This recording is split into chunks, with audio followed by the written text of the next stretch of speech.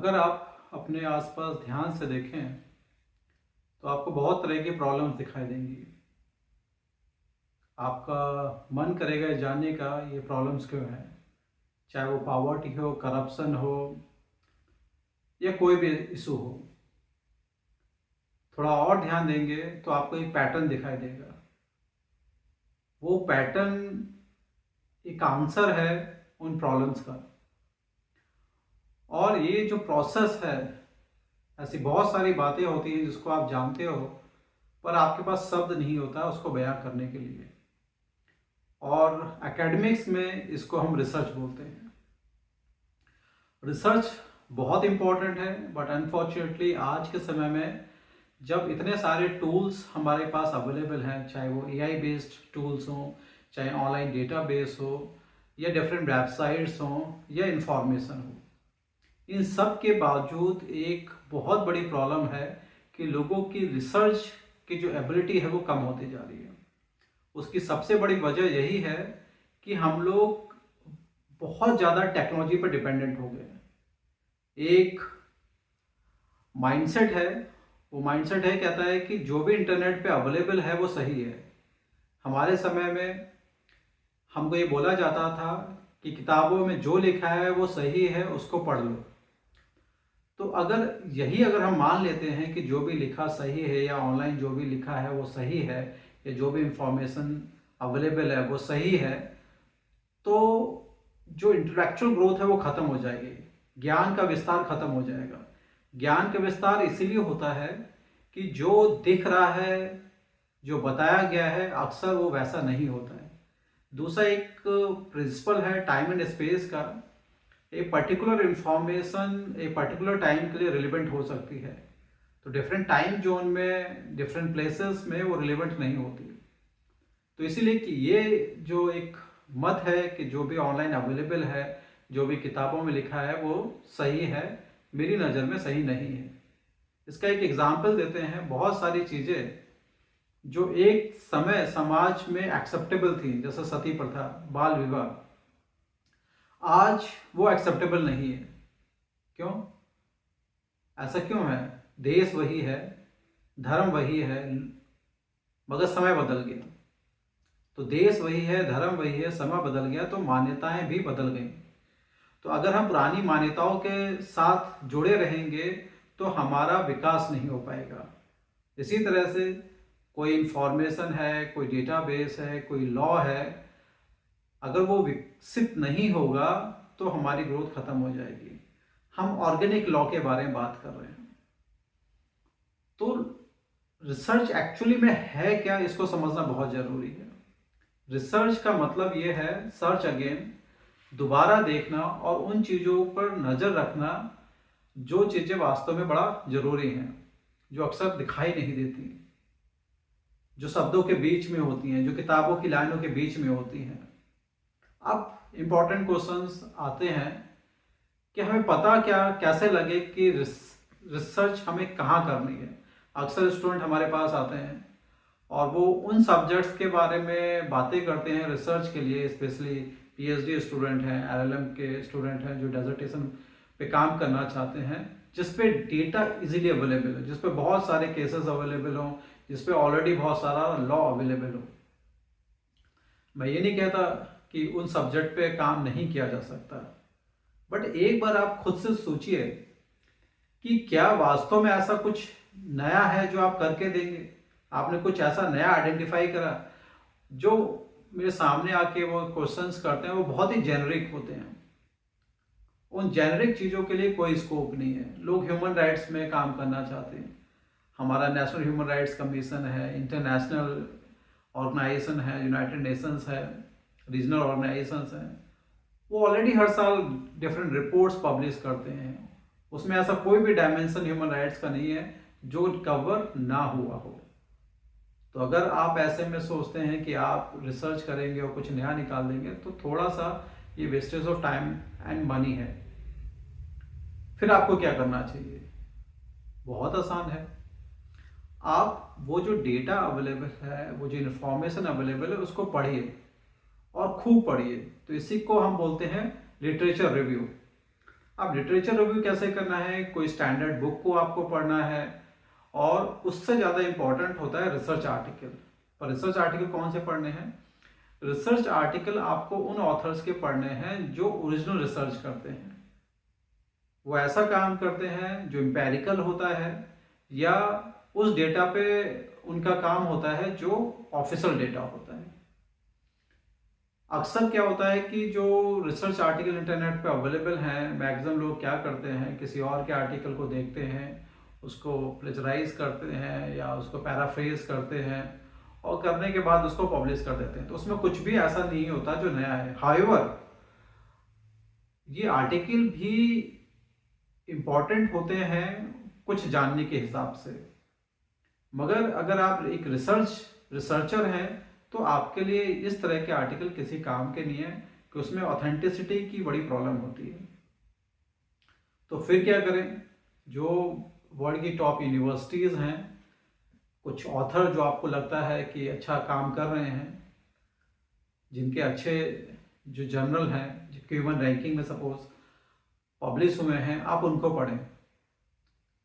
तो उससे एक आपको एक समझ डेवलप होगी। फिर ऐसे जब आप कुछ रिसर्च आर्टिकल 30-40 रिसर्च आर्टिकल पढ़ेंगे, तब आपको एक सब्जेक्ट की समझ डेवलप होगी।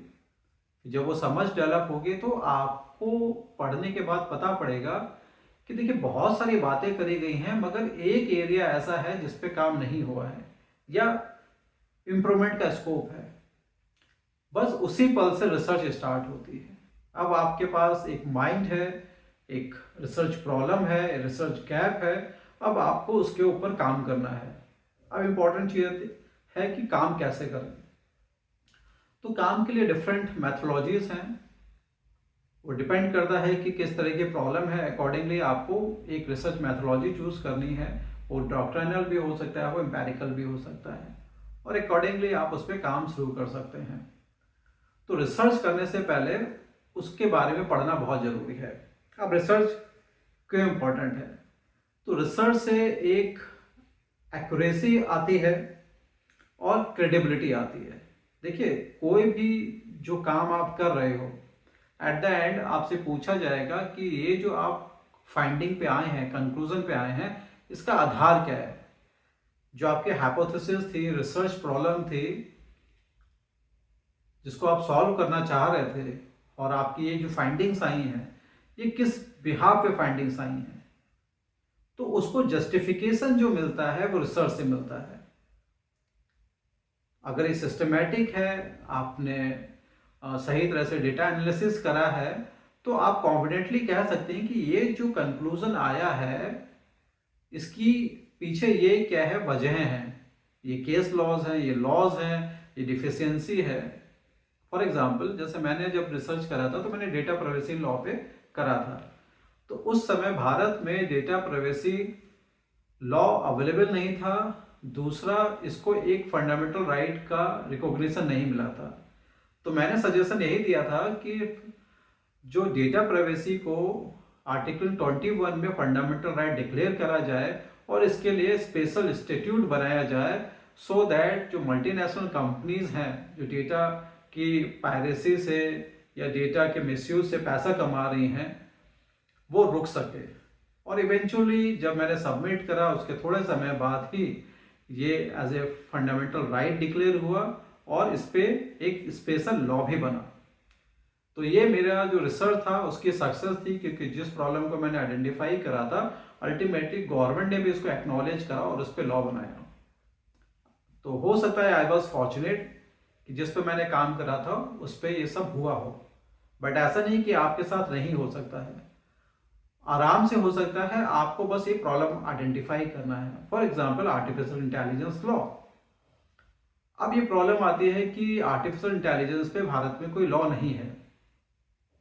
आईटी एक्ट है, मगर आईटी एक्ट जो है वो स्पेशली बना था ई कॉमर्स को प्रमोट करने के लिए। हाउएवर इसमें एक चैप्टर साइबर क्राइम से डील करने का भी था, मगर आईटी एक्ट 2000 कभी भी साइबर क्राइम से प्रोटेक्शन के लिए नहीं बना था। इसका प्राइमरी ऑब्जेक्टिव था ई कॉमर्स को प्रमोट करने का, और उसने अचीव भी करा। आज के समय में जो घर घर ई कॉमर्स पहुंचा है, उसकी जो नींव है वो आईटी एक्ट से आई थी, ना कि किसी और एक्ट से। तो आपको ये पता होना चाहिए कि वो एक्ट क्यों आया था। अब अगर एआई की हम बात करें तो हमारे जो मॉडर्न क्रिमिनल कोड हैं उसमें भी बहुत सारे प्रोविजंस नहीं है, आईटी एक्ट में नहीं है। तो इसका मतलब है कि रिसर्च गैप है, वो तो एविडेंट है कि हमारे यहाँ लॉ अवेलेबल नहीं है। तब हमें क्या करना है, तो हमें इस पे काम करना है कि आर्टिफिशियल इंटेलिजेंस पे लॉ क्यों होना चाहिए, ये कैसे एक थ्रेट हो सकता है। तो इस पे आपको मेहनत करनी होगी ये पता लगाने में कि एआई किस किस एरिया में थ्रेट बन सकती है, उससे किस तरह के क्राइम हो सकते हैं, उससे फिर आपको आइडेंटिफाई करना पड़ेगा कि जो डिफरेंट लेवल्स ऑफ क्राइम है, crime against individual, crime against society, crime against government, etcetera etcetera. तो उसको क्लासिफाई करना होगा। फिर आपको ये भी पता लगाना होगा कि किस तरह के क्राइम हो सकते हैं। जैसे आजकल एक चल रहा है डीप फेक वीडियो वाला। तो डीप फेक वीडियो हम ऐसा बना सकते हैं कि उससे ये लगे कि वो जो इंसान दिख रहा है वो सच है, वो जो इंसिडेंट हो रहा है वो सच है, और उसको अगर कोर्ट रूम में पेश किया जाता है ऐसे एविडेंस, और वो बहुत अच्छी तरह से डीप फेक वीडियो बना है, तो ऐसे में उसके बिहाफ पे या उस एविडेंस के बेसिस पे किसी निर्दोष को सजा मिल सकती है। तो ये बहुत ही चिंताजनक है। तो ऐसे में आपको क्या करना है, आपको ये पता लगाना है कि डीप फेक टेक्नोलॉजी क्या है, उसका मिसयूज कैसे एज एविडेंस हो सकता है, इसका मिसयूज कैसे डिफॉर्मेशन में हो सकता है। तो इस तरह के बहुत सारे क्या है पॉसिबिलिटीज बनती हैं, तो आपको वो पता लगाना है एंड अकॉर्डिंगली आपको क्या करना है, उस पर वर्क स्टार्ट कर देना है। तो जो पहली बात मैंने आपको बताया, इससे एक्यूरेसी। अब एक्यूरेसी कैसे आएगी कि सपोज ऐसे कोई चीज को आपने आइडेंटिफाई करा, अब आपको उसके टेस्ट भी बताना पड़ेगा कि इसको हम कैसे करेंगे, कैसे आइडेंटिफाई करेंगे कि डीप फेक वीडियो है, कैसे आइडेंटिफाई करेंगे कि एआई का मिसयूज कैसे हो सकता है, ये पर्सनल सेफ्टी के लिए कैसे खतरा हो सकता है, ये फैमिली के लिए प्राइवेसी का के लिए कैसा खतरा हो सकता है, ये सोसाइटी के लिए कैसे खतरा हो सकता है, ये राज्य के लिए कैसे खतरा हो सकता है। तो यहाँ पे रिसर्च आती है। एक चीज़ मैं आपको बता दूँ, ये काफ़ी मेरा मतलब मुझे अच्छा लगता है इसके बारे में बात करना। लोगों को जो लगता है कि जो इंटरनेट पे अवेलेबल है वो सब कुछ सही है, जो एआई बता रहा है वो सब कुछ सही है। देखिए, मैं इसको बिल्कुल एक्सेप्ट करता हूँ कि जो एआई के रिजल्ट्स हैं वो कमेंडेबल हैं, बहुत अच्छे हैं, और इतने कम समय में वो इंफॉर्मेशन इकट्ठा करना लगभग नामुमकिन है। बट मैं आपको यहाँ जैसे मैं बताता हूँ कि इंटरनेट पे जो भी इंफॉर्मेशन अवेलेबल है वो मानव द्वारा निर्मित है। चाहे वो कोई रिपोर्ट हो, चाहे कोई वो टेक्स्ट हो, कोई भी चीज है, वो उसको मानवों ने ही बनाया है। और अनफॉर्चुनेटली ऐसी बहुत सारी रिपोर्ट्स, ऐसा बहुत सारा डेटा मैनिपुलेटेड होता है। गवर्नमेंट का प्रेशर होता है पब्लिक को दिखाने के लिए कि देखिए हमने अपने टारगेट अचीव कर लिया, अब हमारे देश में कोई गरीबी नहीं है, अब हमारे यहाँ बेरोजगारी नहीं है, अब हमारे यहाँ एनवायरमेंटल पॉल्यूशन नहीं है, ब्ला ब्ला ब्ला। इसी तरह से मल्टीनेशनल कंपनी क्या करती हैं, वो अपना डेटा मैनिपुलेट करती हैं सो दैट लोगों को लगे कि उनकी कंपनी अच्छा काम कर रही है और शेयर मार्केट में उनकी वैल्यू बढ़े।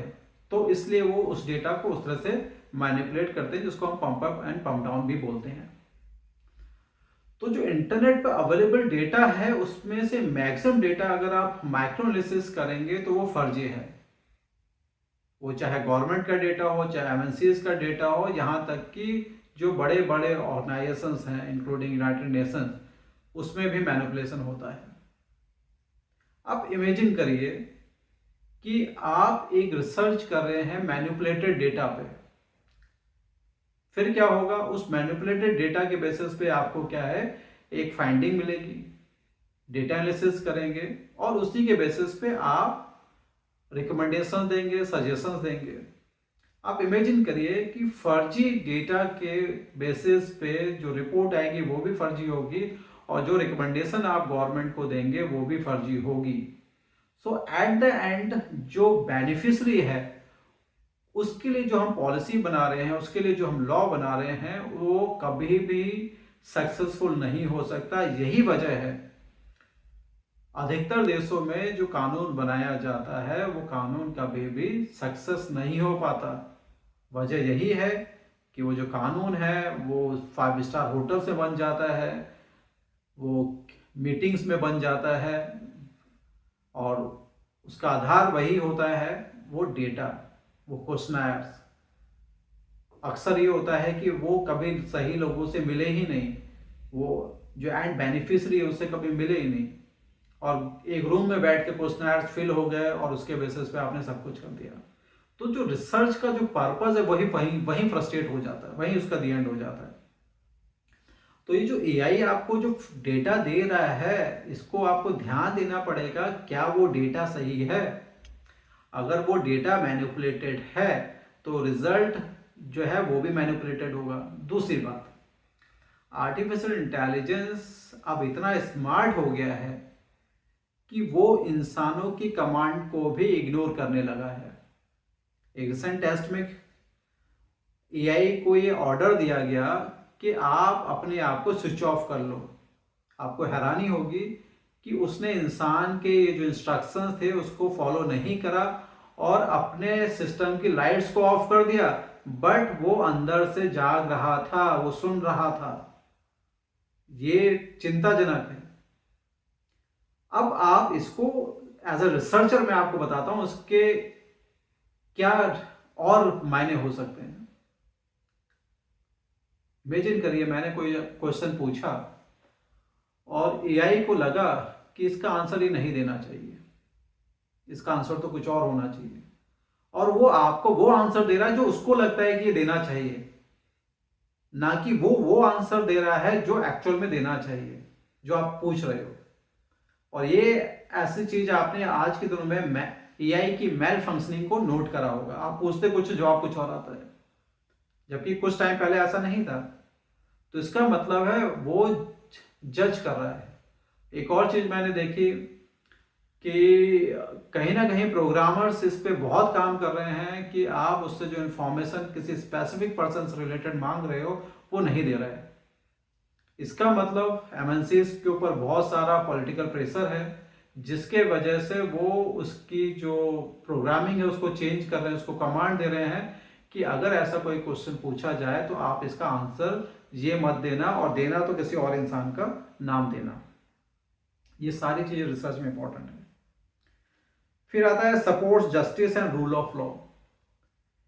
देखिए रिसर्च से क्या होगा, आप जो भी नया लॉ बनाएंगे उसके लिए एक सॉलिड बेस बनेगा, और जब सॉलिड बेस होगा तभी वो एक्चुअल सेंस में लॉ होगा। वो वास्तव में जो एक आम नागरिक है उसको जो प्रॉब्लम्स आ रही हैं उसको सॉल्व करेगा। अनफॉर्चुनेटली अगर आप एक पैटर्न देखें, लॉ को ऐसा बनाया जाता है कि किसी के समझ में ना आए। कोई एक्ट उठा के देख लो, a layman can not understand, एक आम इंसान नहीं समझ सकता कि क्या लिखा है। जानबूझ के बनाया जाता है कि आम इंसान ना पढ़े। अरे भैया जो लॉ है वो आम इंसान के लिए बना है, ऐसी क्या चीज है जो आप छुपाना चाहते हो। दूसरा रूल ऑफ लॉ। देखिए रूल ऑफ लॉ जो है वो आधार है, इक्विटी आधार है न्याय का। पर मजे की बात है जो मैक्सिमम लॉज बने हैं वो रूल ऑफ लॉ का ही वायलेशन करते हैं। जो आधार बनाया जाता है, अगर हम इंटरनेशनल लॉ की बात करें, ये वही WTO है। जब कोई देश इसके प्रोविजंस को फॉलो नहीं करता था तो इमीडिएटली दुनिया भर के रिस्ट्रिक्शंस उस पर लगा देता था, प्रतिबंध लगा देता था एक्सपोर्ट इंपोर्ट पे। और लाइकवाइज आज अमेरिका हर तरह से इंटरनेशनल लॉ का वायलेशन कर रहा है, WTO के रेगुलेशंस का वायलेशन कर रहा है, मगर WTO की हिम्मत नहीं है कि अमेरिका के अगेंस्ट में एक शब्द बोल पाए। रिस्ट्रिक्शन तो बहुत दूर की बात है, यूनाइटेड नेशंस की भी हिम्मत नहीं कि एक शब्द कह पाए। तो क्या यहाँ पे रूल ऑफ लॉ फॉलो हो रहा है? नहीं, क्योंकि रूल ऑफ लॉ क्या बोलता है कि everyone is equal before the law, चाहे वो डेवलप कंट्री हो या डेवलपिंग कंट्री हो। और इक्विटी कहता है, क्या कहता है? Equality among equals. समान लोगों में ही समानता हो सकती है। एक विकसित देश और एक विकासशील देश और अविकसित देश के बीच में कोई समानता नहीं है। तो कानून समान क्यों? जब कानून आप बनाते हो तो आप बेनिफिट के लिए तो सबको बराबर कर देते हो, मगर न्याय तो ये नहीं है। तो रूल ऑफ लॉ नहीं का वायलेशन है। अब ये बातें मैं आपको क्यों बोल रहा हूँ? क्योंकि ये जब बातें आपको पता होंगी तो एक अच्छा आर्गुमेंट आप तैयार कर पाएंगे जो कि प्रिंसिपली साउंड होगा। देखिए, अगर कोई भी चीज अगर आप कर रहे हो, फॉर एग्जाम्पल आपने बहुत अच्छा आर्गुमेंट तैयार कर लिया और कोर्ट रूम में हो, और अगर वो कोर्ट में जज ही करप्ट है तो आपको कोई भी आर्गुमेंट काम में नहीं आएगा। बट इसका उल्टा भी है, अगर वो जज ऑनेस्ट है, वो फोरम का जो चेयरपर्सन है वो ऑनेस्ट है, और आपके आर्गुमेंट जो है वो नेचुरल जस्टिस के ऊपर बेस्ड हैं, तो आपकी बात को वो सुनेगा। तीसरा पॉइंट है helps in case preparation and advocacy. जैसे मैंने आपको बताया, अगर रिसर्च की आपको अंडरस्टैंडिंग है तो आप अच्छी ड्राफ्टिंग कर सकते हैं। अक्सर मैं स्टूडेंट से पूछता हूँ कि अच्छा ये बताओ, ये जो प्रॉब्लम्स है ये किस किस लॉ का वायलेशन करता है? तो एक दो लॉ से ज़्यादा का नाम नहीं बता पाते। अब आप इमेजिन करिए, अगर कोई प्रॉब्लम है जिसमें मल्टीपल एक्ट्स का अगर आप प्रोविजंस को ऐड कर देते हैं तो आपकी विनिंग प्रोबेबिलिटी बहुत ज़्यादा बढ़ जाती है। हो सकता है एक एक्ट में वो इसको एक्विटल मिल जाए, तो कहीं ना कहीं किसी ना किसी एक्ट में तो वो फंसेगा। और यहाँ क्या है, आप जो भी आपका क्लाइंट है उसको जस्टिस दिला सकते हैं उसके बेसिस पे। तो ये आपको पता होना चाहिए कि जरूरी नहीं है कि हर कुछ बीएनएस में ही आए। वो आईटी एक्ट में भी कवर हो सकता है, वो कॉन्स्टिट्यूशन में भी कवर हो सकता है, कोई स्पेशल या जो लॉज होते हैं, कोई फाइनेंशियल लॉ है उसमें कवर हो सकता है, कुछ नहीं तो इक्विटी में आ सकता है। बट ये आपकी एबिलिटी है कि उस रिसर्च के द्वारा पता लगाना कि उसमें कौन कौन से प्रोविजंस पहली बात एप्लीकेबल हैं। दूसरी चीज, अगर वो एप्लीकेबल है तो अकॉर्डिंगली कौन से एविडेंसेस की जरूरत आपको पड़ेगी उन सेक्शंस को क्या है जस्टिफाई करने में। अगर आपको वो दोनों की नॉलेज है, लॉ की अंडरस्टैंडिंग है, एविडेंस की अंडरस्टैंडिंग है और इंटरप्रिटेशन की अच्छी अंडरस्टैंडिंग है, तब आप कोर्ट रूम में अपनी बात को सिस्टमेटिकली सही तरह से कह सकते हैं। तो अगेन यहाँ पे किसकी जरूरत है? रिसर्च की। जिसको रिसर्च की नॉलेज नहीं होगा वो क्या है, ये सारा का सारा जो मटेरियल है वो उसको आइडेंटिफाई नहीं कर पाएगा, और एज अ रिजल्ट जो है वो एक अच्छे केस को भी हाथ से गंवा देगा। फिर है develops legal reasoning and critical thinking. अब क्रिटिकल थिंकिंग क्या है, लीगल रीजनिंग क्या है? देखिए, कोई भी प्रॉब्लम जो होती है उसमें मल्टीपल डायमेंशंस होते हैं। एक मूर्ख इंसान क्या होता है, जो दिख रहा है उसी पर रिलाई करता है, और जो समझदार होता है वो हर डायमेंशन को देखने की कोशिश करता है, उसका 360 डिग्री व्यू होता है। अब इसके फायदे क्या हैं? इसका फायदा यह है कि उसको हर चीज उसके बारे में लगभग पता है, तो जो भी काउंटर आर्गुमेंट आएगा वो उसके लिए वेल प्रिपेयर्ड रहता है। तो उसको कोर्ट रूम में कुछ भी क्या है सरप्राइजिंग नहीं होता है। तो वो क्या है पहले से ही प्रिपेयर होके आता है कि अगर ये काउंटर आर्गुमेंट होता है तो मैं अपने डिफेंस में, अपने क्लाइंट के डिफेंस में किस एविडेंस को प्रोड्यूस करूं, किस लॉ को कोट करूं। ये भी रिसर्च से ही फिजिबल है। फिर है contributes to law reforms and policy making. आपने देखा होगा कि जितने मेजर एक्ट्स हैं वो थोड़े टाइम बाद उसमें अमेंडमेंट्स आते हैं। अमेंडमेंट क्यों आते हैं? अमेंडमेंट आने की सबसे बड़ी वजह यह है कि कहीं ना कहीं ये रिसर्च के द्वारा पता होता है कि इस एक्ट का वायलेशन हो रहा है। फिर क्या होता है, उस एक्ट में अमेंडमेंट आते हैं, चाहे वो क्रिमिनल लॉ को देख लीजिए, चाहे एविडेंस एक्ट को देख लीजिए, चाहे आईटी एक्ट को देख लीजिए, चाहे वुमेन सेंट्रिक लॉ को देख लीजिए, सभी तरह के लॉ में, चाहे फाइनेंशियल लॉ को देख लीजिए, हमेशा अपडेट्स मिलते हैं। अब ये क्वेश्चन आता है अपडेट्स क्यों आए? ये रिसर्च की बदौलत आए। रिपोर्ट्स आई, रिपोर्ट के बेसिस से बताया गया कि इस प्रोविजन में ये कमियां हैं, उन कमियों को दूर करने के लिए अमेंडमेंट आते हैं। या कोई नया प्रोविज़न उसमें डालना है, सो दैट वो उस एक्ट को जस्टिफाई कर सके, सो दैट लोगों को न्याय मिल सके। तो ये सारी की सारी चीज़ें रिसर्च की वजह से फिजिबल हैं। फिर आता है एडवांसेस एकेडमिक नॉलेज। देखिए, ब्लूम्स टैक्सोनॉमी को अगर आप पढ़ेंगे तो आपको पता पड़ेगा कि जो सबसे हायर लेवल है वो नॉलेज क्रिएट करने पर है। ये स्टार्ट होता है रिमेम्बरिंग से और एंड होता है टू क्रिएट नॉलेज। बहुत सारी चीज़ें, बहुत सारा डेटा अवेलेबल है, उसके बावजूद हमेशा कुछ ना कुछ नया इजाद होता रहता है। कुछ टाइम पहले आईपीआर बहुत बड़ी चीज़ मानी जाती थी, एक नया फील्ड, नया नॉलेज। कंपटीशन एक्ट आया, आईटी एक्ट आया, डेटा प्राइवेसी पे आया, कल एआई पे आएगा एंड सो ऑन।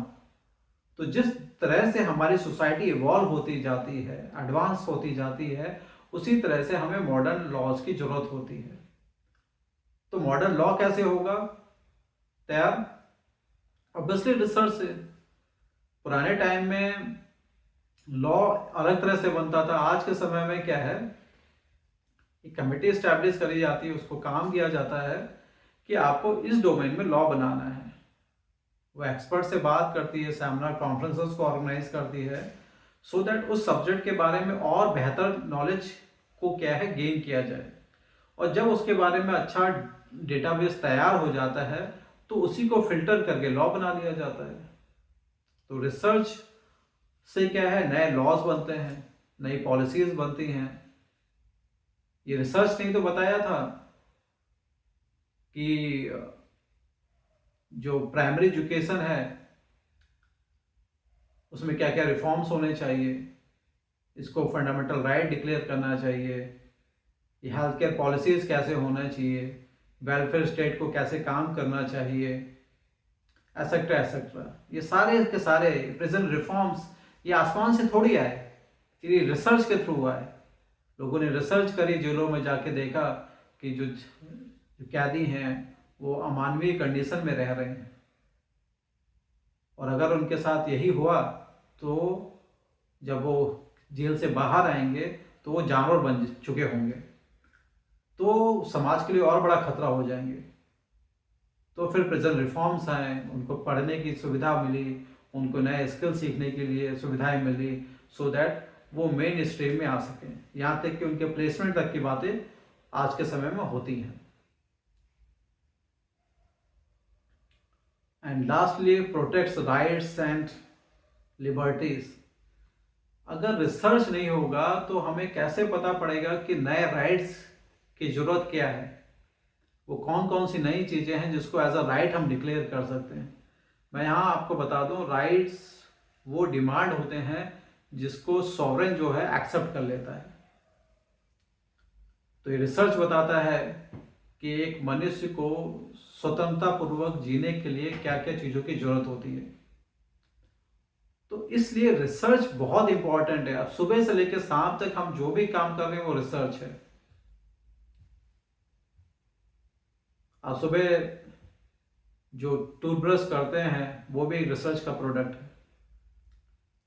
आप शाम को जाते हैं, घर में सोते हैं और एक आपको साउंड स्लीप आए, उसके लिए आप जो पिल्स लेते हैं वो भी एक रिसर्च का ही प्रोडक्ट है। आप ऑफिस में जो काम करते हैं, जिस कंप्यूटर पे काम करते हैं, वो भी एक रिसर्च का प्रोडक्ट है। जो फैब्रिक आप पहन रहे हैं वो भी एक रिसर्च का प्रोडक्ट है। जिस गीज़र का इस्तेमाल कर रहे हैं पानी, वो भी एक रिसर्च का प्रोडक्ट है। जो खाना आप खा रहे हैं वो भी एक रिसर्च का प्रोडक्ट है। तो सुबह से लेकर शाम तक आप जो भी इस्तेमाल कर रहे हैं वो एक रिसर्च का ही प्रोडक्ट है। और प्रॉब्लम क्या है, हम उसको देखते नहीं उस नज़र से। तो रिसर्च मेरे हिसाब से एक मेंटल एप्टीट्यूड है जिसके अंदर वो है, वो हर चीज़ को एक रिसर्च या रिसर्चर की नज़र से देखता है। हर जगह कुछ पैटर्न्स होते हैं, वो पैटर्न्स आपको दिखाएंगे। फॉर एग्जांपल, फूल हैं तो उसमें ये पैटर्न क्यों है, ये पत्तियां हैं इनमें ये पैटर्न क्यों है, इनकी लंबाई चौड़ाई का ये पैटर्न क्यों है, ये मौसमों में जो बदलाव होता है इसका क्या पैटर्न है, तो उन पैटर्न्स को देख के ही हम क्या है एक सॉल्यूशन दे सकते हैं। पुराने समय में जो टाइड्स को देखा तो उसका पता लगाया कि टाइड्स क्यों आते हैं, ये भी एक रिसर्च थी। तो हर जगह रिसर्च हो रही है, घटित हो रही है, और जो उसको समझ जाता है वो लाइफ में एक्सेल कर जाता है। तो जो मेरे नेक्स्ट वीडियोस होंगे उसमें आपको इसके टेक्निकलिटीज़ के बारे में बताऊंगा मैं आपको, डिफरेंट टूल्स के बारे में बता दूंगा, और स्ट्रेट टू द सब्जेक्ट, कोई इधर उधर की कहानी नहीं, जिससे आपको रिसर्च करने में हेल्प मिलेगी और एक एज ए गुड रिसर्चर आप अपना नाम इस्टेब्लिश कर पाएंगे। तो आज का मैसेज बस इतना ही। Thank you so much.